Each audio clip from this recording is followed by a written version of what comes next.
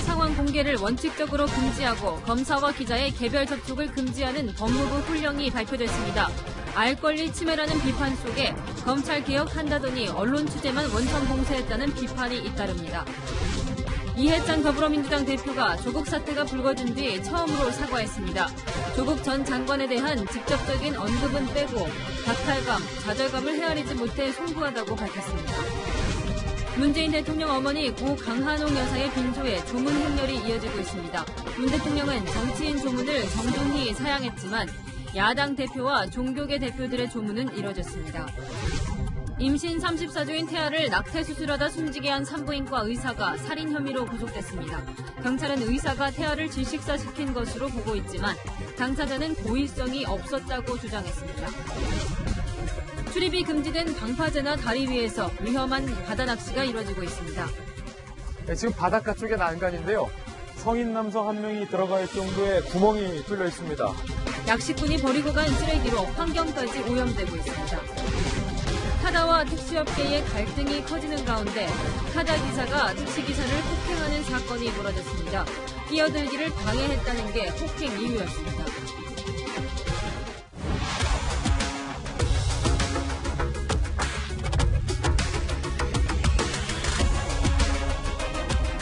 여러분 안녕하십니까? 오늘 법무부가 검찰 수사 관행을 개선하겠다며 새로운 규정을 발표했는데 국민의 알 권리를 침해할 내용이 다수 포함돼 논란이 되고 있습니다.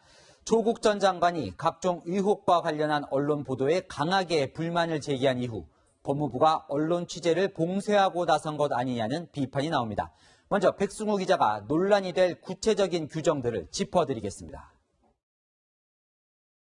법무부는 오늘 형사사건 공개 금지 등에 대한 규정을 새로 만들었다고 발표했습니다. 내사와 수사 중에는 혐의 사실과 수사 상황을 원칙적으로 공개하지 못하도록 했습니다. 구두 브리핑도 마찬가지입니다. 예외적으로 공개하는 사건은 민간인 과반이 참여하는 심의위원회를 거쳐 결정합니다. 포토라인은 전면 폐지됩니다. 구속된 피의자가 언론에 노출되지 않도록 조치를 취해야 한다는 의무조항도 넣었습니다. 법무부는 검찰의 피의사실 흘리기나 망신주기식 수사 등이 인권을 침해한다는 비판을 반영했다고 설명했습니다. 법무부의 새 훈령은 수사관행 개선책이라기보다는 검찰의 깜깜이 수사를 낳을 것이라는 우려가 나옵니다. 공적인물과 검찰 수사에 대한 언론의 감시 기능과 국민의 알 권리를 법률도 아닌 훈령으로 과도하게 제한하고 있다는 겁니다. 정치적 논리에 의해 가지고 검찰개혁이라는 미명하에 이루어지는 거기 때문에 위헌적 요소도 있고 언론 탄압적인 요소들도 강하게 제기될 수밖에 없는 거죠. 조국 전 법무부 장관회의가 수사와 맞물려 나온 훈령을 두고 진정성을 의심하는 목소리도 적지 않습니다. 채널A 뉴스 백수입니다. 법무부의 신설 규정대로라면 오보를 쓴 언론사는 검찰청사에 출입 자체를 할 수 없게 됩니다. 그런데 오보인지 아닌지 그 판단을 법무부가 하겠다고 합니다. 또 유관기관의 의견 수렴을 거쳐서 결정했다지만 이 역시 사실이 아니었습니다. 이어서 이동재 기자입니다. 사모펀드 실질 오너가 조국 후보자의 친척이라는 의혹 보도는 사실과 다릅니다. 조국 전 법무부 장관의 후보자 시절 오촌 조카가 사모펀드 실소유주라는 의혹 보도에 대한 법무부 청문회 준비단의 반박 입장문입니다. 당시 법무부 입장대로면 명백한 오보지만 지금 상황은 달라졌습니다. 조 전 장관의 오촌 조카는 실소유주로 각종 범죄를 저지른 혐의로 재판에 넘겨졌습니다. 국정농단 사건의 단초가 됐던 정윤회 문건 유출 사건도 마찬가지입니다. 그런데 법무부 신설 규정에 따르면 사건 관계인 등의 명예, 사생활 등 인권을 침해하는 오보를 한 기자에 대해 청사 출입을 제한할 수 있습니다. 법무부가 인권을 침해하는 오보를 자의적으로 판단해 언론사의 취재를 제한하는 행정조치를 하겠다는 겁니다. 법무부는 대한변호사협회 등 법조계의 의견 수렴을 거쳤다고 밝혔습니다. 하지만 변협은 의견 회신을 한 적도 없다고 반박했습니다. 게다가 오보 대응 조항은 언론사에 배포했던 제정안의 초안에는 등장조차 하지 않던 내용입니다. 언론이 그 국민들을 대신해서 알아야 될 권리를 왜 자기네들이 일방적인 조치를 가지고 막으려고 그래요? 그렇게 하면 안 되죠. 언론학계에선 정부가 언론보도 가이드라인을 정한 것으로 시대착오적 언론 통제라는 비판이 잇따르고 있습니다. 채널A 뉴스 이동재입니다. 대통령, 여당 대표, 서울시장까지 조국 사태 초기부터 여권은 언론에 대한 불신을 여과 없이 드러내왔습니다. 법무부가 여권의 코드에 맞춰 언론 통제에 나섰다는 비판이 제기되는 이유입니다. 계속해서 이동훈 기자입니다. 조국 전 장관 의혹에 대한 언론 보도가 쏟아지자 더불어민주당은 언론들이 검찰로부터 받아쓰기를 한다고 비판했습니다. 언론은 진실을 국민들에게 알리는 것이지 의혹적이나 불법적인 피의사실 공표를 받아쓰는데 역할이 있다고 생각하지 않습니다. 급기야 민주당 소속의 박원순 서울시장은 언론의 자유를 위협하는 발언까지 서슴없이 꺼냈습니다. 딱 한 큐에 그냥 바로 잡을 수 있는 그게 바로 그 징벌적 배상제도. 언론의 자유는 보호받을 자격이 있는 언론에게만 해당됩니다. 조국 사태로 인한 국정 혼란에 대해 집권 여당으로서 반성하기보다는 언론의 책임을 떠넘긴 겁니다. 문재인 대통령 역시 언론에 대한 불편한 감정을 드러냈습니다. 오로지 과연 이것이 진실인가, 또 우리가 진실을 균형 있게 이렇게 알리고 있는가라는 어떤 스스로의 성찰이나 노력 이런 것이 필요할 뿐입니다. 하지만 문 대통령은 언론의 역할에 대해서는 정부가 개입할 수 있는 영역이 아니다라며 언론 통제에는 선을 그었습니다. 언론 스스로 그 절박함에 대해 깊이 성찰하면서 신뢰받는 언론을 위해 자기 개혁의 노력을 해주실 것을 당부드립니다. 법무부가 여권 코드 맞추기에 급급해 과잉 대응하고 있다는 지적이 나오는 이유입니다. 채널A 뉴스 이동훈입니다. 이해찬 더불어민주당 대표가 조국 사태가 불거진 뒤 처음으로 송구하다라는 표현을 썼습니다. 그런데 정작 40분간 기자간담회에선 조 전 장관에 대한 언급은 한 차례도 없었습니다. 황아람 기자입니다. 청년들이 느꼈을 불공정에 대한 상대적 박탈감, 좌절감은 깊이 있게 헤아리지 못했습니다. 이 자리를 빌려 국민 여러분에게 매우 송구스럽다는 말씀을 드리겠습니다. 이해찬 민주당 대표의 조국 사태에 대한 첫 사과로 알려졌지만 정작 발언 어디에도 조국 전 장관에 대한 언급은 없었습니다. 기자가 송구하다는 의미가 무엇이냐고 다시 물었지만 누가 뭘 잘못해서인지는 설명하지 않았습니다. 2달 반 동안 갈등이 굉장히 심했지 않습니까? 국민들이 많이 지쳤습니다. 당의 입장에서 송구하다는 말씀을 드리는 겁니다. 그러면서 혼란스러운 국정 책임을 야당에게 돌렸습니다. 제가 정치를 30년 넘게 했는데 너무 지나친 것 같습니다. 이렇게 정부가 아무것도 못하게 발목을 잡는 것도 처음 보았고, 이 대표는 검찰개혁을 강조할 뿐 당 쇄신에 대해서는 언급하지 않았습니다. 당내 사퇴 요구도 일축했습니다. 채널A 뉴스 황아람입니다. 황교안 대표가 쉽고 초력까지 언급하며 공을 들였던 자유한국당의 총선 인재 영입. 그 첫 번째 결과가 알려졌는데 반응은 신통치 않습니다. 강병규 기자가 보도합니다. 자유한국당이 내년 총선에 출마할 영입인사 1차 명단을 확정했습니다. 경제, 안보, 원전 등의 분야에서 전문가를 영입했는데 이들을 통해 문재인 정부의 정책 실패를 부각시키겠다는 겁니다. 명단에는 공관병 갑질 논란에 휩싸였다가 무혐의 처분을 받은 박찬주 전 육군대장이 영입 1호로 올랐습니다. 윤창현 전 금융연구원장, 이진숙 전 MBC 보도국장 등도 포함됐습니다. 어렵게 영입했지만 당 안팎의 평가는 좋지만은 않습니다. 최고위원들은 비공개 회의를 열고 박찬주 전 대장 영입에 반대한다는 의견을 모아 황 대표에게 전달했습니다. 우리 당이 앞으로 영입 1호는 저는 청년이어야 된다. 영입 1호에 대한 상인성도 매우 높지 않겠습니까? 그래서 좀 더 그런 부분에 대해서 좀 더 신중하게 영입하는 작업을 좀 해야 되지 않을까. 민주당에서는 논란의 인물만 데려갔다며 영입인사 폄훼 발언까지 나왔습니다. 한국당은 내일 1차 명단을 발표할 예정인데 당내 이견으로 발표가 늦춰지거나 1호 영입인사가 바뀔 가능성도 있습니다. 채널A 뉴스 강병규입니다. 채널A 탐사보도팀의 20대 국회의원 부동산 투자 전수조사 단독보도 이어갑니다. 부동산 투자의 상징이죠. 서울 강남 재건축 아파트에 재빨리 투자해 돈을 번 의원들이 있습니다. 건설교통부 차관, 국회 건설교통위원을 지낸 강길부 의원은 이번 임기 중에 두 채를 샀는데 지금까지 약 25억 원이 올랐습니다. 강 의원, 선거 때는 서민은 아파트 한 채 장만하기 힘들다며 상대 후보를 몰아세웠습니다. 먼저 여현규 기자가 보도합니다. 서울 강남 개포동의 시형아파트 자리. 재건축 공사가 한창입니다. 내년 완공될 계획인데 85제곱미터 호가가 20억 원입니다. 무소속 강길부 의원은 지난해 이 아파트 분양권을 배우자 명의로 샀습니다.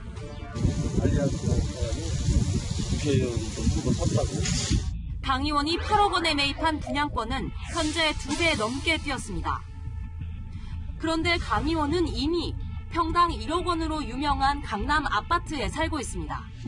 이 또한 재건축 아파트로 강 의원이 2016년에 분양권을 샀는데 3년 만에 시세가 16억 원 올랐습니다.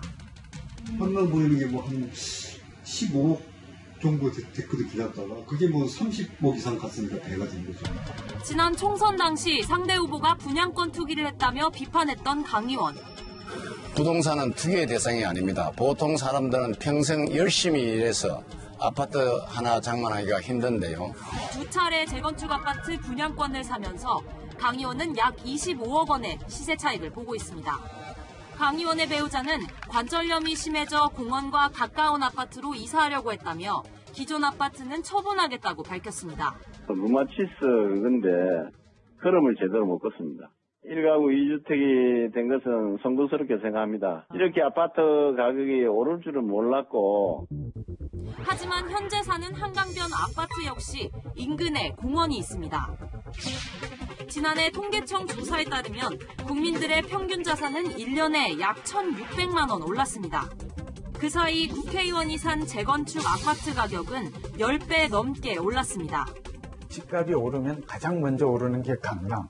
강남 중에서도 재건축이 가장 먼저 올라요. 지난 30년간 늘 그래왔어요.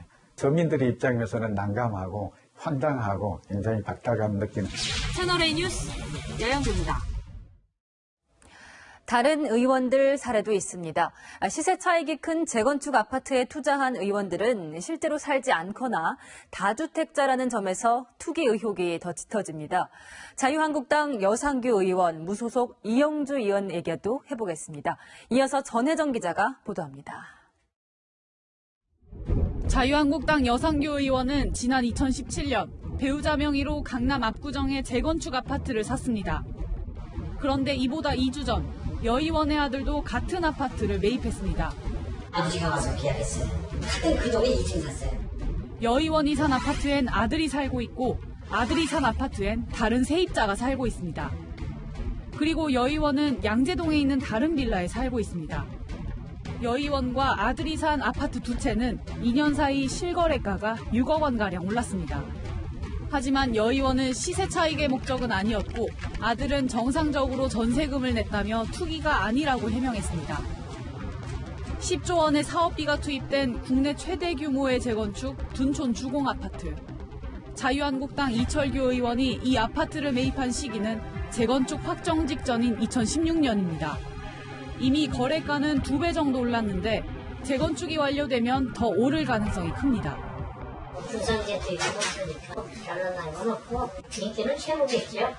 이 의원은 강원도 동해인 지역구를 오가기 편한 곳에 샀을 뿐이라고 밝혔습니다. 거기가 고도로 톨게이트 입구잖아요. 가까운 쪽으로 이사를 한다고 그렇게 한 건데 그쪽을 보고 산 거예요. 투기를 하거나 그런 게 전혀 아니에요. 해본 적도 없고. 무소속 이용주 의원 역시 임기 중에 강남권 재건축 아파트를 두 채나 샀습니다. 이 의원은 16채를 갖고 있어 국회의원 중에선 최다주택 보유자입니다. 20대 국회에서 새로 부동산을 매입한 67명 중 32명이 다주택자였습니다.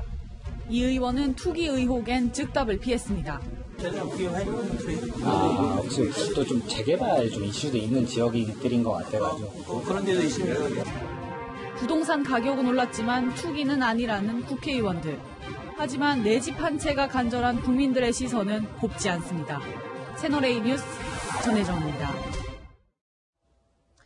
문재인 대통령의 어머니 고 강한옥 여사의 장례가 이틀째 가족장으로 진행되고 있습니다.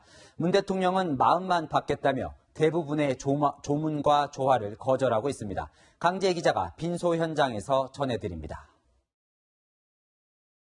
온종일 빈소를 지킨 문재인 대통령은 영정 옆에서 침통한 표정을 감추지 못했습니다. 문 대통령은 가족과 일부 지인만 참석한 채 추도 미사와 입관식을 지켜봤습니다. 조용히 가족장으로 치르고 싶다며 정부와 정치권의 조문은 정중히 거절했습니다.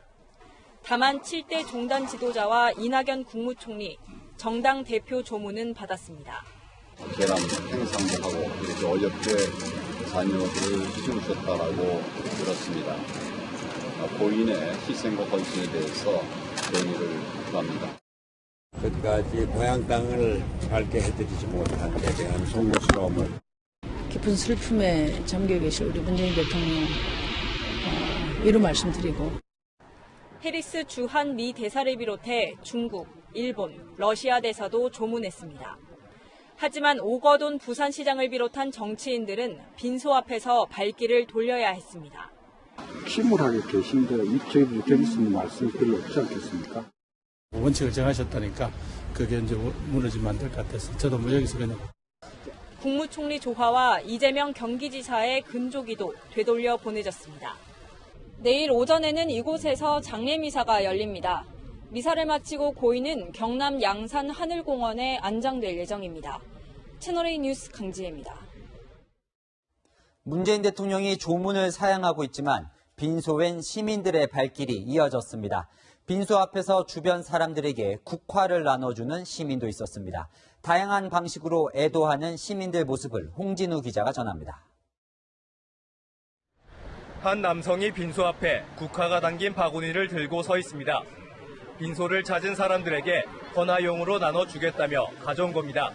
다 똑같은 그 부모님들 아니겠어요? 그래서 이 꽃 한 종이가 좋으면 할 적에 똑같은 마음으로 우리가 부모에게 효도해주는 가족과 친지를 제외하곤 조문을 받지 않겠다는 유족들의 뜻에 따라 시민들은 마음만 전한 채 조문을 하지 못했습니다. 일부 시민들은 멀리서나마 두 손을 모아 기도하며 고인을 기렸습니다. 어머니 사랑과 그 간절한 기도가 그겠습니까? 생각만 해도 저는 절절하거든요. 고인이 생전 다녔던 성당 신도들은 항상 아들을 생각하는 헌신적인 어머니였다며 주변에 아들 이야기를 하지 않는 성품이었다고 회고했습니다. 어떻게 되고 나서는 만났어요. 여기서는 한번 뵈야지. 반면 빈소를 찾은 정치인들을 향해선 쓴소리가 나오기도 했습니다. 문 대통령의 아들 준용 씨는 아침 일찍부터 빈소를 찾았고 외국에 거주 중인 딸 다혜 씨도 귀국해 빈소를 지키는 것으로 알려졌습니다. 채널A 뉴스 홍진호입니다.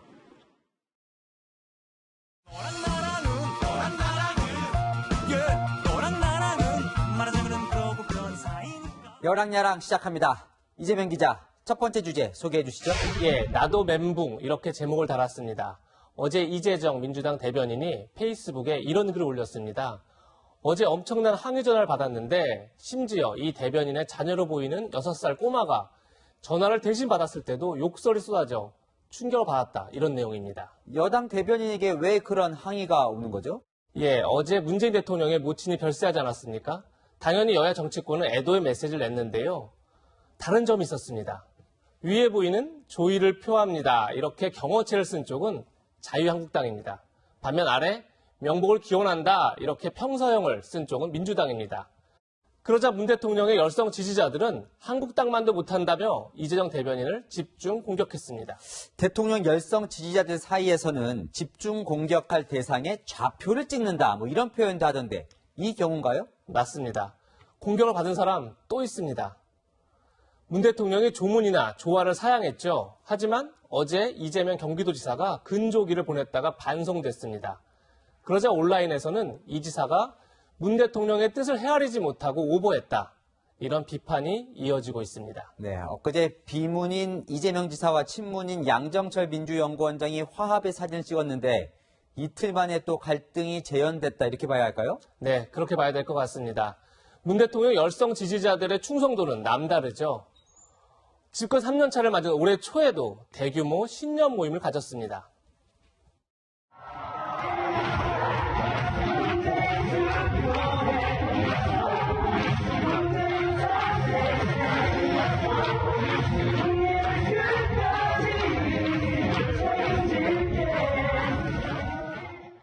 네, 대선 때 노래를 지금까지 부르고 있군요. 맞습니다.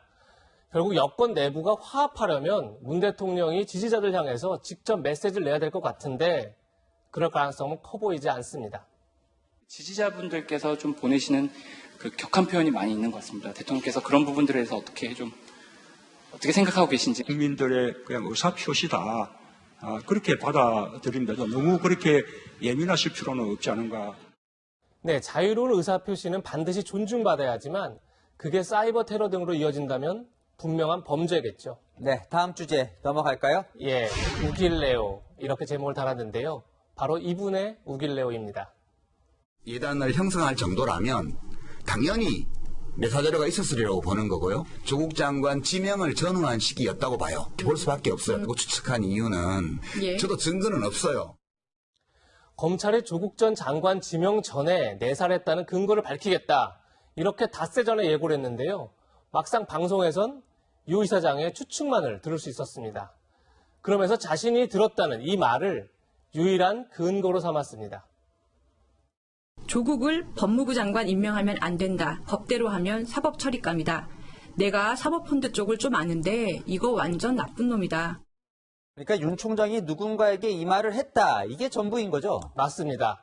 그러면서 유 이사장은 이런 말을 했습니다. 내사를 했다는 걸 비판하는 게 아니에요. 대검의 문제는 내사를 안 했다고 부정하는 게 문제예요. 왜 안 했다고 하는지 모르겠어요. 저는 이 얘기를 듣고 오래전 이 드라마가 떠올랐습니다. 어찌 홍시라 생각하느냐? 저는 제 입에서 고기를 씹을 때 홍시 맛이 났는데 어찌 홍시라 생각했느냐 하시면 그냥 홍시 맛이 나서 홍시라 생각한 것이온데.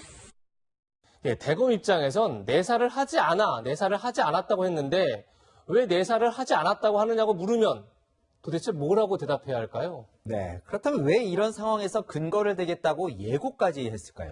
가장 이해가 안 되는 대목인데요. 유 이사장은 얼마 전 토론회에서 이런 말을 했습니다. 검찰권 공정이 훨씬 더 큰 문제라면서 젊은 세대를 가르치려다가 이 젊은 청년층의 분노에 더 기름을 붓지 않았나. 장해찬님 스스로 이 질문 좀 진부하다고 느끼시죠? 아니, 뭐 그렇게 생각하진 않습니다. 저는 이 질문을 언론에서 무수히 많이 봤거든요. 저는 성격상 되게 진부하는 거 싫어하는데요. 세상에 진부한 걸 좋아하는 사람은 없겠죠. 오늘의 한마디는 낚시성 예고, 진부예요. 이렇게 정했습니다. 네, 어제 알릴레오 방송이 오히려 조국 전 장관 사태를 사전에 경고한 윤 총장의 충심을 부각시켰다는 여론도 많았습니다. 지금까지 여랑야랑이었습니다. 조국 전 장관의 부인 정경심 교수는 사모펀드를 통해 스마트 가로등 업체에 간접 투자했죠. 그런데 정 교수가 또 다른 가로등 관련 업체에 직접 투자했던 적이 있는 것으로 확인됐습니다. 조국 전 장관이 청와대 민정수석이 되기 전에 직접 투자한 겁니다. 최주연 기자입니다. 2017년 8월 조국 당시 대통령 민정수석의 재산 공개 목록입니다. 부인 정경심 교수 보유 주식 중에는 인스코비라는 코스피 상장사도 포함됐습니다. 인스코비는 스마트 가로 등의 조명색이나 강도를 자동으로 조절해주는 칩을 생산하는 업체입니다. 2014년부터 한국도로공사의 스마트 가로 등 교체 사업에 하청업체로 참여하고 있습니다. 이강래 한국도로공사 사장의 동생들이 주요 주주로 이사와 고문을 맡고 있기도 합니다. 그런데 정 교수는 이듬해 공직자의 직접 투자 금지 규정에 따라 보유하던 인스코비 주식 12,000주를 모두 팔았다고 신고했습니다. 대신 사모펀드 운용사 코링크 PE에 투자했고 이 사모펀드는 가로등 전멸기 업체인 웰스 CNT에 투자했습니다. 검찰은 광급공사 관련 업체 주식을 팔고 유사 종목에 재투자하는 펀드를 매입한 과정이 석연치 않다고 보고 수사 중인 것으로 알려졌습니다. 앞서 정교수 변호인단은 사모펀드 투자 의혹을 두고 조 전 장관의 오촌 조카 조범동 씨의 잘못을 더 씌운 것이라고 주장했습니다. 반면 검찰은 정 교수가 직접 사모펀드 운영 계획까지 세웠을 가능성도 따져보고 있습니다. 채널A 뉴스 최주현입니다. 70억 원대 횡령 혐의 등으로 구속된 조국 전 장관의 오촌 조카는 최근 아파트를 처분했습니다. 그런데 이 아파트를 유명 배우 부부의 차인표, 신혜라 씨가 샀습니다.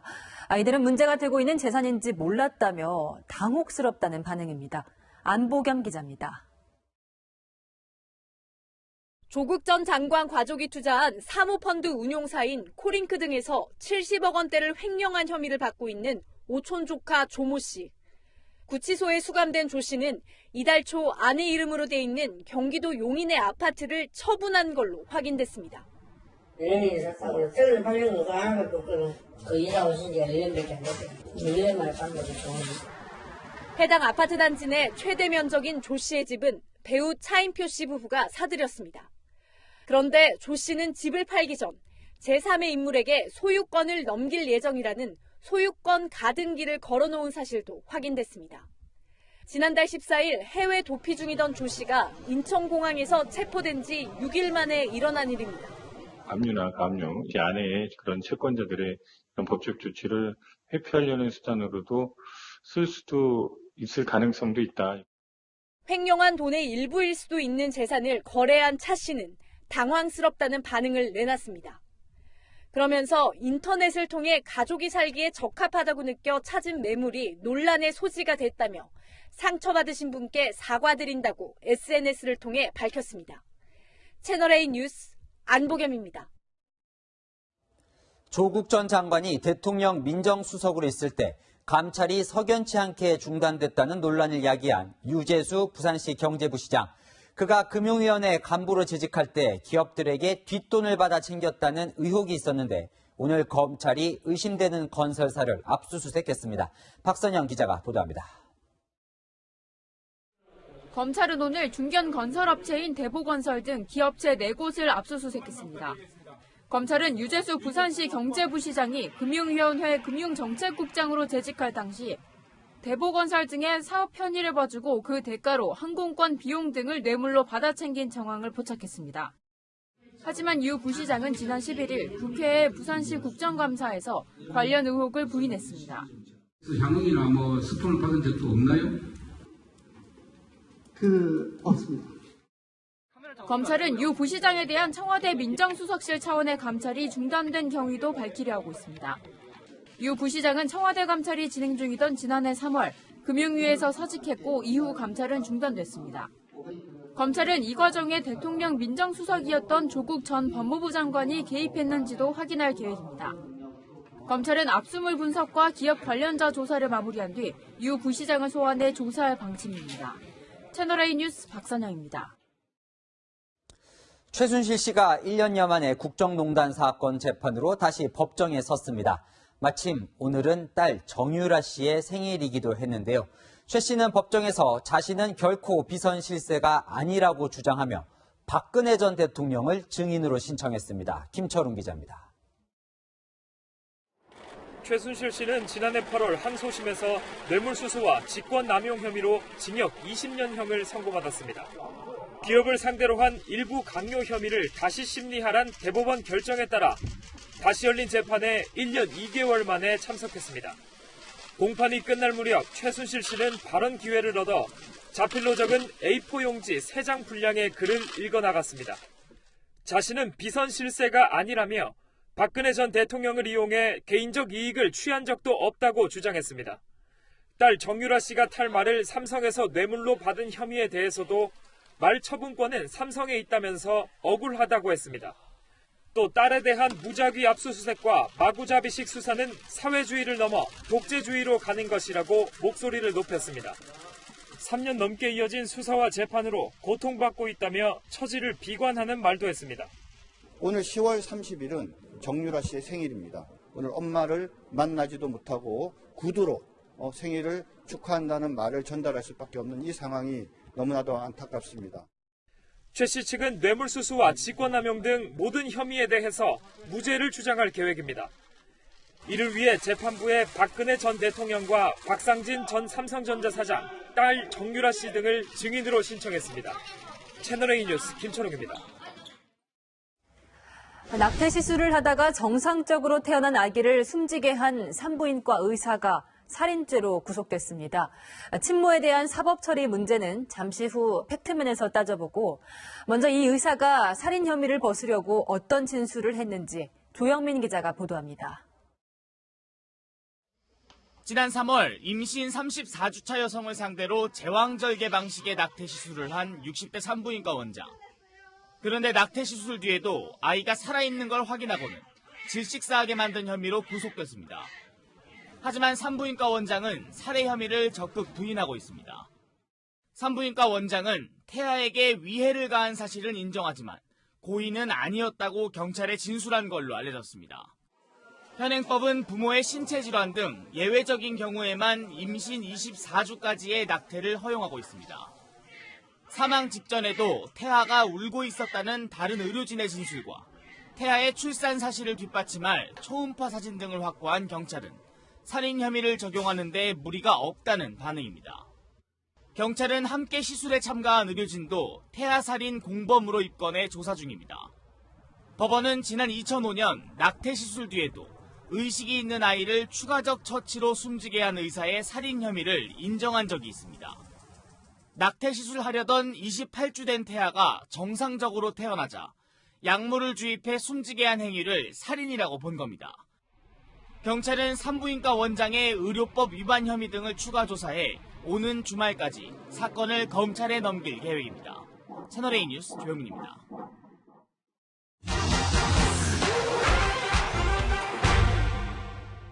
사실만 짚어드리는 팩트맨입니다. 앞서 보신 것처럼 낙태 수술을 집도한 의사는 살인 혐의로 구속됐는데 낙태에 동의한 임산부는 처벌받지 않는 걸까요?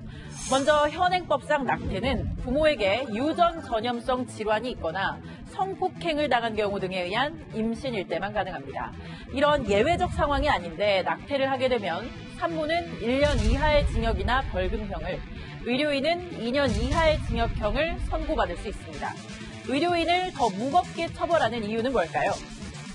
전문 직업인으로서의 책임감과 낙태에 동조하지 말라라는 의무감을 좀 더 부여해서 강하게 처벌하는 게 아닐까 싶습니다. 한 걸음 더 나아가서 임산부의 몸 밖으로 나온 태아를 숨지게 할 경우 의사가 받는 처벌은 더 무겁습니다. 이 낙태죄는 물론이고 살아 숨쉬는 태아를 죽였기 때문에 살인죄도 적용할 수 있는데요. 반면 임산부에게는 자기 낙태죄만 적용될 뿐 살인죄 적용은 수술 전 상황에 따라 달라집니다. 의사가 상담 과정에서 태아의 상태와 수술 방법, 생존 가능성까지 모두 고지했다면 임산부 역시 사망 가능성을 미리 알고 있었다고 볼 수 있는데요. 이 경우 임산부도 살인 공모 혹은 교사나 방조로 처벌할 수 있습니다. 다만 이번 사례에서는 의사가 임산부에게 위험성을 전혀 알리지 않았고 임산부 역시 단순 낙태로만 알고 있었다는 게 경찰의 설명인 만큼 살인 혐의 적용은 제외된 겁니다. 한 가지 더, 이 태아의 아버지인 남성은 전혀 처벌받지 않는 걸까요?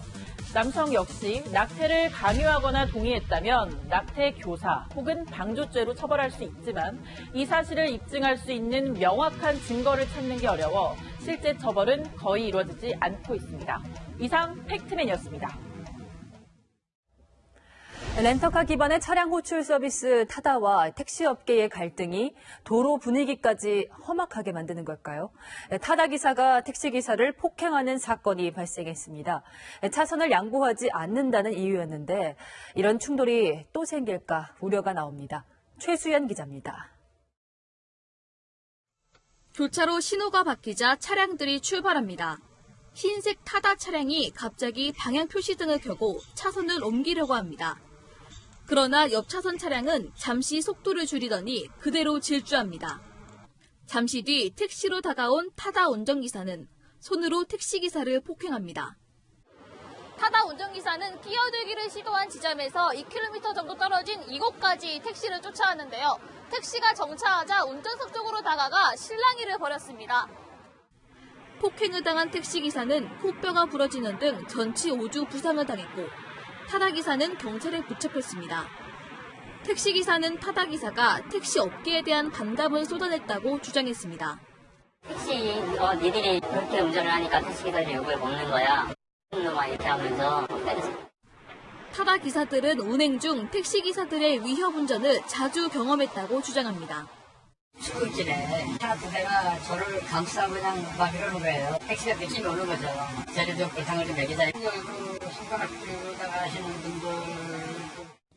운송시장을 잠식하고 있는 타다를 놓고 양측 업계의 갈등의 골이 깊어지면서 비슷한 사건이 도로 위에서 반복될 수 있다는 우려가 나옵니다. 채널A 뉴스 최수연입니다. 이틀 사이 주행 중인 BMW 차량 석 대에서 잇따라 불이 났습니다. 지난해 BMW 화재가 이어지며 대대적으로 리콜했죠. 그런데 이번에 불이 난 석 대 중 2대가 리콜돼서 수리받은 차량입니다. 이지훈 기자입니다. 뼈대만 앙상하게 남은 BMW 차량 안에서 불길이 치솟습니다. 소방관들이 진화에 나서 보지만 불은 쉽게 꺼지지 않습니다. 같은 날 저녁 또 다른 BMW 차량이 터널을 달리던 중 불이 났습니다. 엔진룸을 덮고 있던 철판이 완전히 녹아내려 내부가 훤히 드러났습니다. 터널을 서행하고 있었는데 엔진룸 부근에서 불길이 보였다고 그렇게 얘기를 하시더라고요. 갈 길이 없어서 달리던 3차로에 그냥 차를 세워놓고 내려서 신고를 했다고.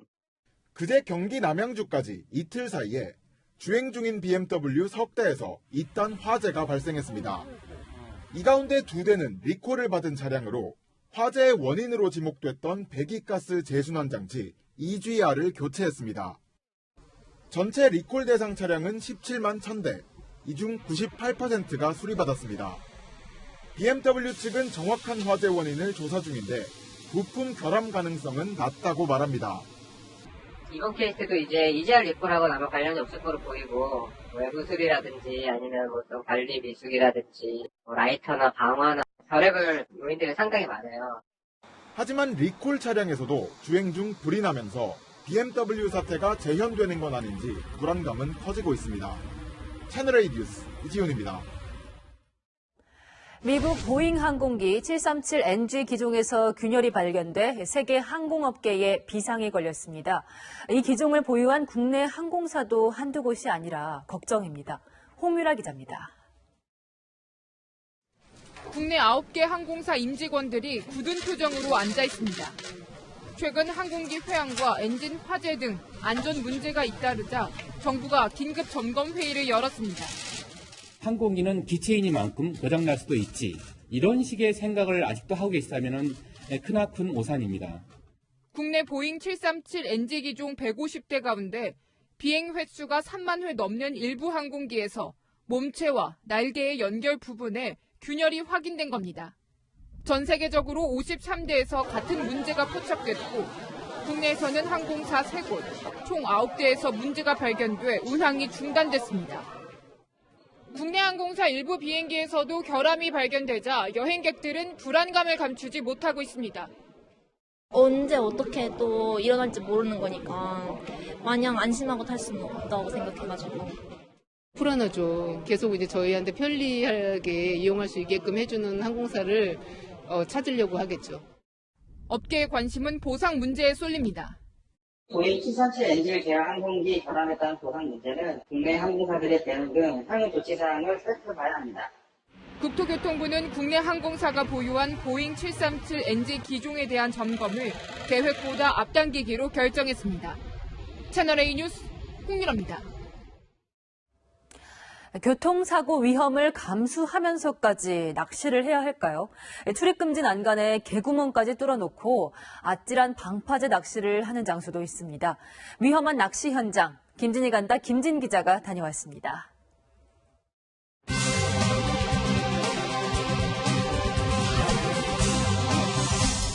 저는 지금 인천의 한 바다 쉼터 앞에 나와 있습니다. 물고기가 많이 잡혀서 낚시꾼들 사이에서 포인트로 알려진 곳입니다. 그런데 이 난간 밖은 낚시 금지 구역입니다. 안전성 문제 때문이죠. 하지만 많은 분들이 난간을 넘나들며 낚시를 즐기고 있습니다. 그리고 저기 계신 분들, 도대체 저기까지 어떻게 들어간 걸까요? 위험천만해 보이는 해안 낚시 현장, 어떤 일들이 벌어지고 있는지 제가 직접 현장 둘러보겠습니다. 가족 나들이 장소로 널리 알려진 인천 신항의 바다 쉼터. 군사시설에 속해 있는 이곳은 오전 9시부터 오후 6시까지 정해진 시간 동안 낚시를 즐길 수 있지만 난간 너머에서는 낚시는 물론 출입도 금지되어 있습니다. 그런데 난간 밖 방파제에는 이미 수십 명의 사람들이 자리를 잡고 있습니다. 여기 어떻게 넘어가셨어요? 길건 넘어야 돼. 가슴 높이의 난간을 어른, 아이 할 것 없이 위태롭게 타고 넘어갑니다. 네, 지금 바닷가 쪽의 난간인데요. 성인 남성 한 명이 들어갈 정도의 구멍이 뚫려 있습니다. 누군가 이 난간을 훼손해 둔 것으로 보입니다.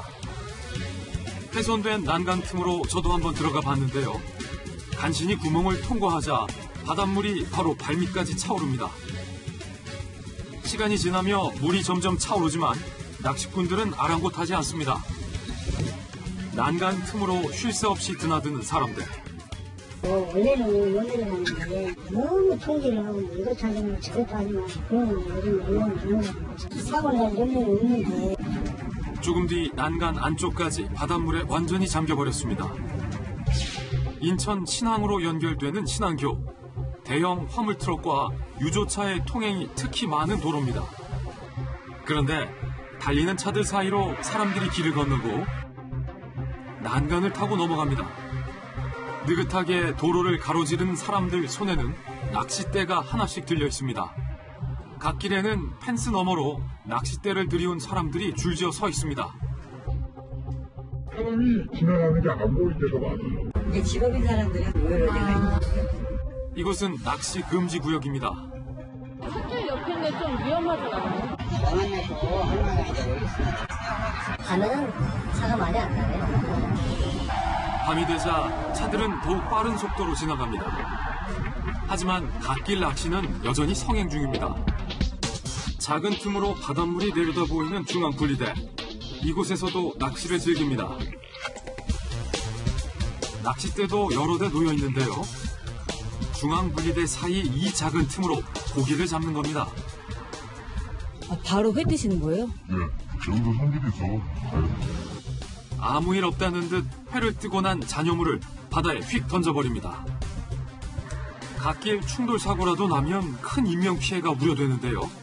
과연 단속은 잘 되고 있을까? 낚시 금지구역 지정을 해야지 저희가 단속할 수 있는 권한이 있고 저희가 낚시 금지구역을 이렇게 지정한 곳은 연수구대에는 없어요. 그 군사지역 같은 경우는 군부대에서 이제 관할을 하고요. 그다음에 항만구역 같은 경우는 이제 항만청에서 이제 관할을 해요. 나오시라고 개도하시고 들어가지 마시는 안내판 설치하고 저희가 단속 권한은 없어요 사실. 관리 사각지대에 있는 불법 해안 낚시. 아직 개통도 하지 않은 또 다른 신축다리 철조망은 무용지물이 된 지 오래입니다. 낚시꾼들이 버리고 간 쓰레기가 곳곳에 산더미같이 쌓여 있습니다. 쓰레기 더미 옆에서도 낚시는 계속됩니다. 네, 쓰레기 여기 너무 많네요. 낚시에서 여러 사람들은 밤새고 여기 와서 술 먹고 놀다가 안전사고 위험에 바다 오염까지 버젓이 벌어지는 불법 낚시의 현장. 목숨을 내놓아도 좋을 만큼 엄청난 월척을 낚으셨나요? 안전 불감증 속에서 지금도 위험한 낚시가 이어지고 있습니다. 김진희 간다의 김진 기자입니다. 10월 마지막 날은 유령이나 괴물 분장을 하고 즐기는 축제 헬로윈 데이입니다. 우리나라도 아이들의 관심이 크지만 원조격인 미국은 올해 헬로윈 관련 경제 규모만 10조 원을 넘어설 정도라네요. 헬로윈 특수를 맞아 들뜬 현장을 워싱턴 김정한 특파원이 다녀왔습니다. 헬로윈 축제를 맞은 워싱턴 시민들이 하이힐 경주에 참가했습니다. 정치색을 드러낸 분장에서부터 기괴함과 화려함, 코믹 분장까지 형형색색 거리를 수놓습니다. And are you going to participate in the competition? Yes, I'm going to race, but I'm not going to win. I'm going to go very slow.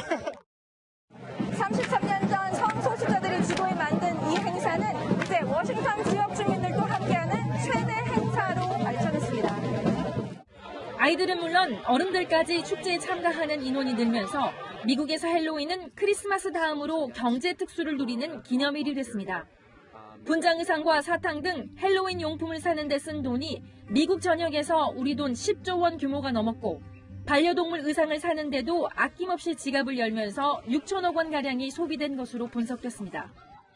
Oh, this is amazing for my business. It happens every year and we make a lot of money. And it's fun. 트럼프 대통령 부부도 백악관에서 어린이들에게 과자와 사탕을 나눠주며 축제 분위기를 띄웠습니다. 워싱턴에서 채널A 뉴스 김정환입니다. 세계적인 미인 대회에 국가대표로 참가했던 이란의 이 여성, 현재 필리핀 마닐라 공항에서 2주째 노숙을 하며 고국으로 돌아가면 죽는다고 버티고 있습니다. 무슨 사연이 있었던 걸까요? 정다은 기자입니다. 필리핀 국제공항에서 입국을 막는 직원들을 향해 한 여성이 거칠게 항의합니다. I'm telling you they are not allowed to send me back to Iran, but they are not listening. I'm telling you that Iran public Islamic is a terrorist. They will kill me. 목소리의 주인공은 지난 1월 국제미인대회에 이란 대표로 참가했던 바하리입니다. 그의 입국이 거부된 표면적인 이유는 공갈 폭행 혐의로 인터폴 수배령이 내려진 인물이기 때문입니다. 그러나 바하리는 혐의가 날조됐다고 주장합니다. Because of the political activity, my government tried to deport me to Iran. 1월 국제미인대회 참가 때 이란 정권의 비판적인 왕세자 팔라비에 포스터를 흔들었다는 이유로 정치 탄압을 받고 있다는 겁니다. 만약 이란으로 돌아가면 사형당할 거라고도 주장했습니다. 국제인권단체는 반체제 인사를 강제로 데려가려고 인터폴 절차를 악용하고 있다고 이란 정부를 비판했습니다. 필리핀 정부에 망명을 신청한 바하리는 국제사회에 도움을 요청하며 당분간 공항에서 노숙 생활을 이어갈 예정입니다. 채널A 뉴스 정다은입니다. 문재인 대통령은 지난주 이낙연 총리를 통해 아베 총리에게 친서를 전달했죠. 일본 쪽 분위기가 바뀔까 기대했는데 다음 달 한일 정상회담 성사도 어려울 것이란 전망입니다. 도쿄 김범석 특파원입니다. 이낙연 총리는 아베 총리와의 회담 후 태도 변화를 기대했습니다. 상황을 이대로 두어서는 안 된다. 당분간 대화를 지속해야 한다. 약간의 변화라고 저는 받아들입니다. 그러나 문재인 대통령의 친서까지 받고도 배상 문제에 대한 한국 정부의 해법이 없다며 아베 총리는 요지부동입니다. 다음 달 국제회의에서도 정상 간 회담에 응하지 않을 것으로 알려졌습니다. 한국政府は三権分立や使用権の独立を主張しますけれども、いずれも韓国国内の問題であり、国際法上の義務違反を正当化する理由には当たりません. 강제징용 대법원 판결이 내려진 지 1년이 지났지만 정상 외교는 넉 달 전 G20 8초 만남이 전부입니다. 일본은 원고 측에 일본 기업 자산 매각에 우려를 나타내고 있습니다. そのようなことが起こった場合は、日韓関係はさらに深刻な状態になる。環境保安長官にも明確に私の方から伝えてあります. 다음 달에 문희상 국회의장 등이 일본을 방문해 정치권에서 해법 모색에 나섭니다. 그러나 정부 간 입장 차이가 좁혀지지 않아 합의는 쉽지 않아 보입니다. 도쿄에서 채널A 뉴스 김범석입니다. 2년 전 공론화 과정을 거쳐 건설이 재개된 신고리 원전 5, 6호기 공사가 한창입니다. 해외 전문가들도 즐겨 찾을 만큼 우리 원전 기술이 주목받는다는데 이남희 기자가 현장에 다녀왔습니다. 2,300톤급 초대형 크레인이 아파트 24층 높이의 원통 모양 구조물을 쌓아 올립니다. 비행기가 충돌해도 끄떡없도록 외벽은 137cm 두께의 철근 콘크리트로 감쌌습니다. 현재 50% 수준까지 공정이 진행된 신고리 5, 6호기는 지진 7 규모까지 견딜 수 있을 정도로 안전에 초점을 맞췄습니다. 규모 7.3 수준의 또 성능을 발휘할 수 있는 내진 성능을 향상시켰습니다. 신고리 5, 6호기와 갓 운전을 시작한 신고리 4, 5기는 모두 우리나라가 자체 개발해 아랍에미리트에 수출한 토종 원전입니다. 우리 원전 기술을 전수받기 위한 해외 전문가들의 방문도 이어지고 있습니다. We are really impressed of the process a few security how entering the site. 2년 전 영구 정지된 국내 최초 원전인 고리 1호기는 해체를 앞두고 있습니다. 해체에 걸리는 시간만 15년. 우리나라는 원전 해체에 필요한 58개 기술 중 41개를 확보했습니다. 우리 확보 기술은 2021년까지 완료하는 것으로 추진하고 있습니다. 정부와 한국수력원자력은 549조 원 규모로 커질 세계 원전 해체 시장을 개척하겠다고 밝혔습니다. 채널A 뉴스 이남입니다. 금융위원회 산하 증권선물위원회가 자본금 편법 충당 의혹을 받는 MBN의 전 현직 경영진에 대한 해임 권고와 검찰 고발을 의결했습니다. MBN은 종합편성 채널 요건을 충족하기 위해 직원과 계열사 명의로 은행에서 600억 원을 대출받아 회사 주식을 사게 했다는 혐의를 받아왔습니다. 증선위는 또 MBN에 대해 과징금 7천만 원을 부과했습니다.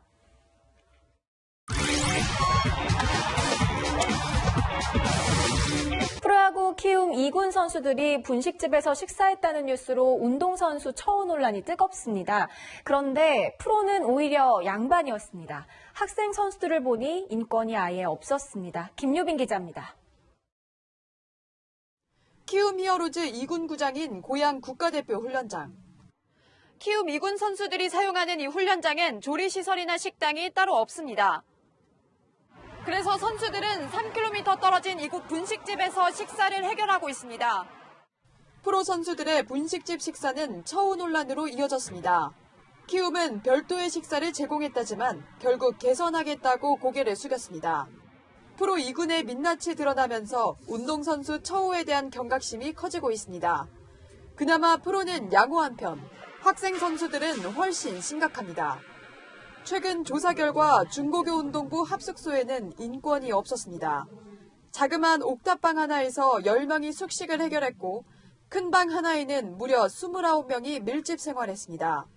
외풍은 심하고 난방이 안 되는 곳도 부지기수인데 방에는 CCTV가 설치돼 선수들을 감시했습니다. 애들이 어떻게 잠을 자냐면요. 한가식으로 자고 있어요. 당장 오늘도. 1학년 들어가면 빨래하고 숙제해주고. 장밋빛 청사진을 내밀며 헝그리 정신만 요구하는 사회. 이젠 적절한 처우가 필요합니다. 채널A 뉴스 김유빈입니다. 경찰 공무원 되기 하늘의 별 따기인데요. 오늘 경찰 특채를 보상으로 내건 특별한 복싱 대회가 열렸습니다. 승부는 물론 아주 치열했습니다. 염정원 기자입니다. 공공의적 강철중 형사는 복싱 선수 출신. 아시안게임 은메달리스트로 경찰에 특채됐습니다. 명화가 이제 현실이 됩니다. 우승자에게 경찰 특혜 혜택이 제공되는 특별한 대회. 선수들은 길을 쓰고 승부를 펼칩니다. 얼굴은 벌겋게 부어올랐지만 특채 포상에 즐겁기만 합니다. 어렸을 때 제가 납치를 당할 뻔했었는데 그때 경찰관분들께서 빠르게 출동해 주셔가지고 제가 살아났었거든요. 남에게 봉사하고 많이 도와줄 수 있는 경찰이 되고 싶습니다. 유도, 태권도 등 4개 종목은 특채 혜택이 있었지만 복싱은 이번이 처음. 오늘 13체급 우승자 전원에게는 경찰 공무원 최종 면접에 직행하는 특혜가 주어집니다. 그리고 이 중 3명은 경찰 공무원이 되는 행운을 얻습니다. 경찰청장께서 경찰 쪽에 좀 적합하지 않은가 그렇게 생각하신 거 아닌가? 복싱계는 이번 대회를 계기로 복싱에 대한 사회적 관심이 높아질 걸로 기대하고 있습니다. 채널A 뉴스 염정원입니다. 하루 만에 다시 황사 소식이 들려와 비상입니다. 우리나라에 영향을 줬던 황사의 잔류와 중국발 스모그가 유입돼 내일 늦은 오후부터는 중서부 지역에 영향을 줄 수 있습니다. 외출 전 황사 마스크 반드시 챙기시고 대기질 상황까지 자주 확인하셔야겠습니다. 내일은 지역에 따라서 일교차가 많게는 15도 가까이 나겠습니다. 체온을 따뜻하게 유지할 수 있도록 옷차림 챙기시기 바랍니다. 내일 아침 기온 살펴보겠습니다. 서울이 9도, 대구는 7도 등으로 이맘때 전형적인 가을 날씨 보이겠습니다. 한낮에는 전국이 20도 안팎까지 올라서요. 외투가 없어도 괜찮은 기온입니다. 면역력이 떨어지기 쉬운 시기인데요. 날이 더 추워지기 전에 독감 예방 주사를 미리 맞으시길 권해드립니다. 이 춥고 건조한 날씨에 반갑지 않은 화재 소식도 들리기 시작하는데요. 전열기기는 콘센트 용량에 맞춰서 사용하고 콘센트 주변에 먼지가 많으면 불꽃이 튀어서 화재 발생 위험이 높아집니다. 수시로 청소해 주시는 것도 기억하시기 바랍니다. 날씨였습니다. 더불어민주당에 이어 자유한국당도 곧 총선기획단을 발족합니다. 내일 발표할 자유한국당의 첫 인재 영입 리스트 미리 알려졌지만 반응이 영 신통치 않습니다. 정치에 대한 불신이 크다 보니 인재들도 정치판에 오려고 하지 않는 거겠죠. 물갈이가 아니라 판갈이를 해야 한다는 국민들의 경고. 아직 6개월 남은 20대 국회가 이제라도 새겨들었으면 좋겠습니다. 내일도 뉴스에입니다.